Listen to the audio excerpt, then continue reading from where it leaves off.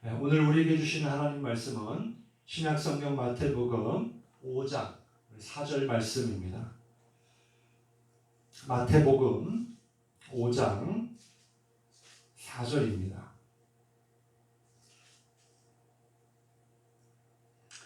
우리 같이 한 목소리로 봉독하시겠습니다. 애통하는 자는 복이 있나니 그들이 위로를 받을 것이며. 아멘. 오늘 함께 은혜를 나눌 말씀의 제목은 애통하는 자입니다. 성경에서 이 애통이라는 것, 눈물이나 슬픔을 표현하는 용어가 약 9가지 정도가 나온다고 합니다. 그 가운데서 본문에 나오는 이 애통하다는 그 9가지 중에서도 가장 슬프고 감정 중에서도 가장 그 강도가 높은 그런 단어입니다. 예를 들면 창세기 37장에 야곱의 아들들이 12명이 있었는데 11번째 아들인 이 요셉이 그 중에서도 아버지의 사랑을 많이 받았던 그런 아들이었어요. 그런데 이 아들이 갑자기 행방불명이 되었고요. 또 형제들로 인해서 그가 입고 있었던 그 색동 옷에 피가 묻어 있는 것을 보면서 짐승에게 물려서 죽은 것으로 그렇게 생각이 되었습니다. 그러자 이 아버지인 야곱이 그 마음이 어땠을까요? 정말 감당할 수 없는 그런 슬픔이 그의 마음에 가득했을 것입니다. 그래서 이 아버지 야곱은요, 자신의 옷을 찢고 또 허리에다가는 굵은 배를 둘렀고요, 땅을 치며 식음을 전폐하며 그렇게 날마다 통곡하며 시간을 보냈습니다. 아버지의 마음이 어떠했을까 우리는 생각해 볼 수가 있겠죠.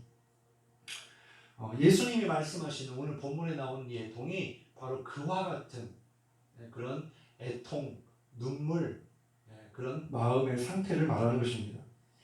여러분 성경에는요 많은 역설이 있습니다. 예를 들면 죄가 많은 곳에 용서와 은혜가 더 많다, 더 넘친다. 그리고 죽어야 산다. 그리고 꼴찌가 첫째가 되고 첫째가 꼴찌가 된다. 뭐 여러 가지 이렇게 역설적인 그런 말씀들이 많이 나옵니다만은 특별히 오늘 말씀처럼 애통하는 자가 복이 있다. 우리가 기뻐하는 자가 복이 있다고 하면 그러면 이해가 될 텐데 애통하는 자가 복이 있다. 이게 어떻게 보면 역설 중에서도 정말 역설이다라고 생각할 수가 있어요. 그런데 오늘 말씀처럼 애통하는 자가 복이 있다라고 한다고 하니까 과연 어떻게 애통을 해야 복을 받는다고 하는 것일까? 우리의 생각으로는 이해할 수 없는 말씀일 것입니다. 만일 야곱과 같이 이렇게 자식을 먼저 떠내보내야 하고 또 그냥 떠내보낸 게 아니라 정말 하루아침에 이렇게 보내야만 했던 그 아버지의 그 애통함, 그런 것을 말씀하고 있다면, 그러면 아무리 우리가 평생 동안 여러 가지 고통의 문제를 우리가 경험한다고 하더라도 이렇게 야곱처럼 이러한 일들을 과연 몇이나 경험할까? 물론 자식을 먼저 떠나보낸 분들이 계실 줄로 압니다. 어제 아침 페이스북에서 성비련 목사님의 글을 보았는데요. 글의 제목은 준우를 떠나보내며 였습니다. 사진에도 보면은 이 준우가 9살인데 이 어린 나이에 소아암으로 9개월 만에 하나님의 품으로 떠났어요.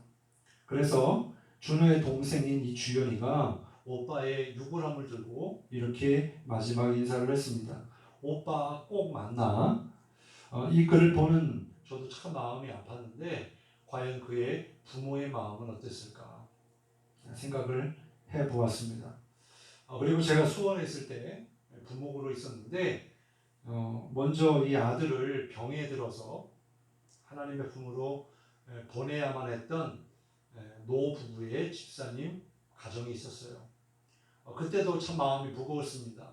그런데 작년에 벌써 일주기가 되었습니다마는 손자가 높은 곳에서 일을 하다가 낙상을 했어요. 그래서 그 자리에서 하나님의 품으로 갔습니다. 이 어떻게 어떤 말로 그 집사님 부부에게 뭐라고 위로할 말이 없었어요. 얼마나 마음이 아팠을까.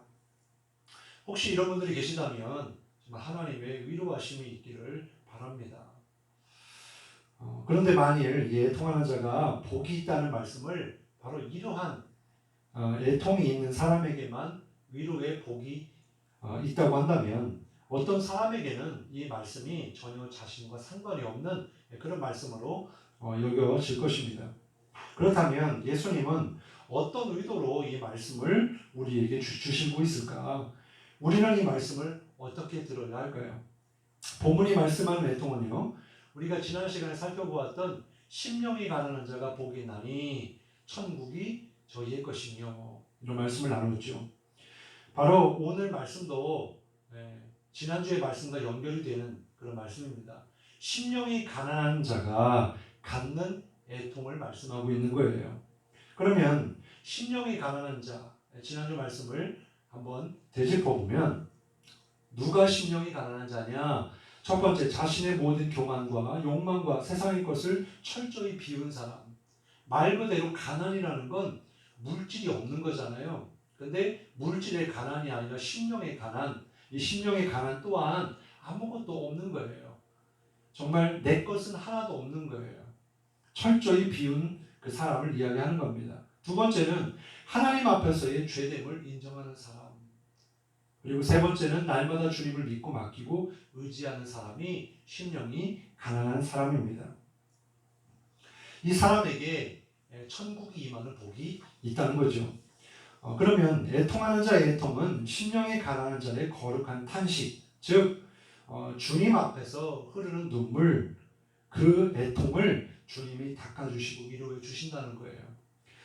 중요한 건 핵심은 이것입니다. 주님 앞에서의 애통입니다.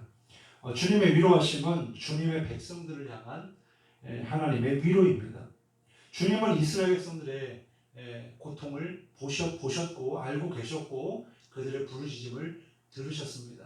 그래서 그들을 구원해 내셨어요. 또한 주님은 주님 앞에 나와 늘 눈물로 부르짖었던 한나의 기도를 들으셔서 그에게 사무엘을 아들로 주셨습니다. 또한 주님은 뜻하지 않는 병으로 죽을 수밖에 없었던 이 히스기야 왕이 하나님 앞에 간절히 눈물로 기도하였더니 하나님이 그 기도를 들으시고 그의 생명을 15년이나 이렇게 연장시켜 주셨습니다. 또한 날마다 침상이 젖을 정도로 자신의 죄를 회개하며 정말 울부짖었던 그런 다윗, 하나님이 그의 눈물과 그의 기도를 보시고 그의 죄를 용서해 주셨습니다. 사랑하는 성도 여러분, 정말 주님 앞에서 우리가 어떠한 문제를 가지고 애통을 하든지 하나님은 우리의 고통을 알고 계십니다. 그리고 우리의 상한 마음을 알고 계세요. 그 주님 앞에서 우리가 애통하며 울을 때에 하나님 앞에 눈물로 기도할 때에 이렇게 하나님이 우리의 마음을 만져주시고 기도에 응답해 주시는 줄 믿으시기 바랍니다. 사랑하는 성도 여러분, 우리가 살고 있는 이 시대는 어떤 시대일까요? 마태복음 11장 16절부터 17절에 보면 예수님께서 이렇게 말씀하셨습니다. 이 세대를 무엇으로 비유할까? 우리가 너희를 향하여 피리를 불어도 너희가 춤추지 않고 우리가 슬피 울어도 너희가 가슴을 치지 아니하였다 함과 같도다. 이 말은 구원의 감격과 또한 기쁨을 상실한 세대, 그리고 애국하여도 가슴을 치며 울지 않는 세대라고 하는 것입니다. 한번 우리의 인생을 돌아보십시오. 얼마나 울 일이 많습니까? 나라를 봐도 그렇고 또 교회를 봐도 그렇고 직장이나 또 자녀들을 봐도 그렇고 눈물 흘릴 일들밖에 없지 않습니까? 그런데 그러한 소망 없는 인생 가운데 정말 늘 좌절과 또 실망과 그런 고통 가운데 있는 우리를 예수님께서 십자가에 달려 죽으심으로 그 피 흘리심의 대속의 은혜로 우리가 구원을 받았고 또 소망을 우리가 받았고 정말 그 주님께서 우리와 함께하고 계시니 이게 얼마나 큰 감격이고 기쁨이겠어요. 그런데 이러한 구원의 감격이 사라진 세대라는 것입니다. 뿐만 아니라 하나님의 그 은혜를 생각할 때 정말 눈물로 감사해야 마땅하지만 이 눈물도 메마르고, 뿐만 아니라 어떠한 문제가 있어도 하나님 앞에 나와서 눈물로 기도하는 그런 사람들이 없다는 거예요. 물론 지금 수많은 교회들 가운데 또 성도인들 가운데 정말 눈물로 기도하는 분들이 분명히 있을 것입니다. 그런데 지금 많은 그런 교회와 또 성도들이 정말 이렇게 눈물로 기도하는 그런 사람, 그런 교회를 찾아보기가 점점 어려워지고 있다는 거죠. 그러면 어떻게 해야 될까? 눈물을 회복해야 됩니다. 그러면 무엇에 우리가 애통해야 하고 눈물을 회복해야 할까요? 첫 번째로 여러분 자신을 위하여 애통하셔야 됩니다. 누가복음 23장 28절에 보면 예루살렘의 딸들아 나를 위하여 울지 말고 너희와 너희 자녀를 위하여 울라 그랬어요. 이게 먼저 보니까 너희를 위하여 울라 이렇게 말씀해주고 있습니다. 우리는 누구도 주님 앞에서 교만할 수 없고요. 거룩하신 하나님 앞에서 깨끗하다고 자랑할 수 있는 사람은 없습니다. 우리는 모두 연약한 존재고요. 다 죄인들입니다. 그렇기 때문에 우리가 주님 앞에 서서 하나님의 빛이 우리 가운데 비춰질 때 우리는 더더욱 우리 안에 있는 죄가 드러나게 되고 그 죄로 인하여서 몸둘 바를 알지 못하는, 정말 쥐구멍이라도 있다면 숨고 싶을 만큼 그런 심정이 바로 우리의 심정이죠. 그런 자신의 모습을 깨닫게 된다는 것입니다. 그래서 애통할 수밖에 없다는 거예요. 그래서 자신의 어떤 죄를 위해서 주님이 울라라고 말씀해주고 있는 것입니다. 내가 얼마나 더럽고 추악하고 부정한지, 그러나 하나님은 그럼에도 불구하고 그러한 죄인들인 우리들에게 나에게로 오라 이렇게 말씀하세요. 그래야 주님 앞에 서야 우리의 죄가 죄됨을 깨달아질 수 있기 때문입니다. 그리고 회개하기 때문이에요. 고린도후서 7장 10절에 보면 하나님의 뜻대로 하는 근심은 후회할 것이 없는 구원에 이르게 하는 회개를 이루는 것이요 세상 근심은 사망을 이루는 것이니라. 우리에게 필요한 근심은요 세상의 근심이 아닙니다. 정말 내가 일이 잘 안 되고 또 내가 원하는 것을 이루지 못하고 또 뭔가 세상에서 내가 뭔가 없거나 뭔가 아프거나 뭔가 힘든 일이 있어서의 근심이 아니라 주님이 원하시는 근심은 후회할 것이 없는 구원에 이르게 하는 회개를 이야기하는 거예요. 그러니까 하나님이 원하시는 애통은 뭐라고요? 회개로 이끄는 눈물이라는 것입니다. 이 회개로 이러한 눈물을 지나고 나면 그러면 구원의 기쁨의 눈물로 바뀌어지게 될 줄로 믿습니다. 그러므로 우리는 먼저 회복해야 될 눈물은요 회개의 눈물이에요. 하나님 앞에 우리의 죄됨을 정말 하나님 앞에 고백하면서 하나님 나의 죄가 이렇게 추악하고 더럽습니다. 용서하여 달라고 간절히 울부짖으며 기도해야 된다는 거예요. 그렇지 아니하면 우리는 지옥 갈 수밖에 없다는 것입니다. 그래서 하나님 앞에 간절히 정말 죄를 회개하는 그런 눈물이 회복되어야 한다는 거예요. 그리고 우리의 죄를 용서해 주신 그 구원의 기쁨의 눈물을 우리가 회복해야 될 줄로 믿습니다. 두 번째는 우리가 무엇을 위하여 애통해야 할까요? 바로 여러분의 자녀를 위하여 애통해야 됩니다. 좀 전에 살펴보았습니다만 누가복음 23장 28절에 후반에 보면은 너희 자녀를 위하여 울라. 예수님이 이렇게 말씀하셨어요. 왜 예수님이 자녀를 위하여 울라라고 말씀하셨을까요? 사실 이 말씀을 하실 때에는 이제 곧 예수님은 체포가 되셔서 이제 형장에 끌려가셔야 될 상황이었어요. 그래서 마지막 유언과 같은 이 말씀인데요. 다른 말씀도 하실 말씀들이 많았을 텐데 자녀를 위해 울라라고 하신 거죠. 왜 그랬을까? 사실 예수님이 돌아가시고 나서 그리고 부활 승천하시고 나셔서 약 40년이 지나고 나면 이제 로마의 디도 장군에 의하여 그 예루살렘이 완전히 멸망당할 것을 예수님은 잘 알고 계셨기 때문입니다. 그렇게 했을 때는요, 평화가 깨지고요, 비참한 멸망이 임하게 되는데, 바로 지금, 바로 너희와 너희 자녀에게 임할 환난이 곧 닥친다는 거예요. 그렇기 때문에 그러한 마음으로 너희 자녀를 위하여 울라라고 말씀하신 것입니다. 29절에 보면은 보라 날이 이르면 사람이 말하기를 잉태하지 못한 이와 해산하지 못한 배와 먹이지 못한 젖이 복이 있다 하리라. 예루살렘의 뜻은요, 평화의 도성입니다. 그러니까 하나님은요, 평화의 왕이시죠. 우리에게 평안을 주시기를 원하세요. 그런데 그러한 마음으로 예루살렘을 바로 하나님의 평화의 도성이라고 이름을 지어주셨는데, 그런데 예수님 당시에 이미 이 예루살렘은요, 타락해 있었고, 지도자들로부터 백성 이르기까지 하나님과의 관계가 온전하지 못했습니다. 그래서 이 평화가 깨져 있었어요. 그래서 심판을 앞에 두고 있었던 것입니다. 그래서 예수님은 곧 임하게 될 그 비참한 심판이 결국에는 너희들이 임할 것이기 때문에, 너희 자녀들이 임할 것이기 때문에 너희와 너희 자녀를 위하여 울라라고 말씀을 하신 거예요. 여러분, 성도의 가장 큰 의무가 무엇입니까? 바로 자녀들을 구원에 이르게 하는 것입니다. 이게 바로 하나님이 믿는 자들에게 주시는 성도의 의무예요. 그런데 요즘 교회를 다니지만 믿음이 없는 자녀들이 많고요, 또 교회도 나가지 않는, 믿지 않는 자녀들이 점점 많아지고 있습니다.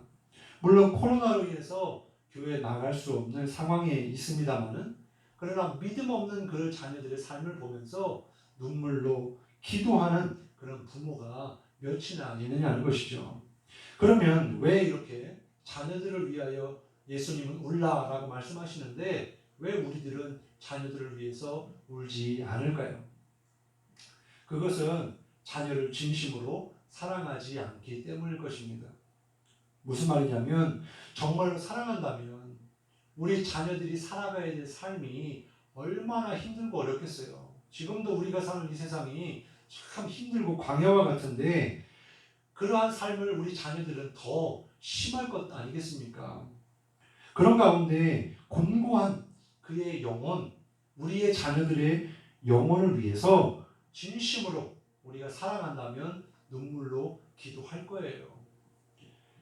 만약에 자식이 지옥 갈 것을 안다면 울지 않을 수 있겠습니까? 이 세상은 정말 고난의 연속인데, 이를 살아갈 자녀들의 삶이 더 힘들 것이기 때문에, 정말 믿음으로 승리하지 아니하면 정말 어떻게 살아갈 수가 있겠어요. 그래서 우리 자녀들에게 있어서 그 어떤 것보다도 필요한 것은 하나님의 은혜입니다. 하나님의 도우심이 필요해요.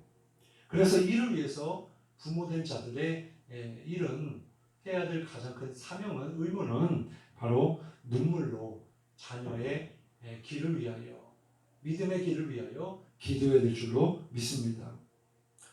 또한 자녀들을 위하여 울지 않는 이유는 예수님을 진심으로 사랑하지 않기 때문입니다. 세상에서의 자식 사랑은요, 어떻게 합니까? 내가 가진 것을 가지고 자식에게 필요를 채워주는 사랑이에요. 그런데 우리 예수님을 믿는 사람들은요, 우리의 사랑으로 사랑할 수 없음을 우리는 고백하고 인정합니다. 우리에게 사랑이 없거든요.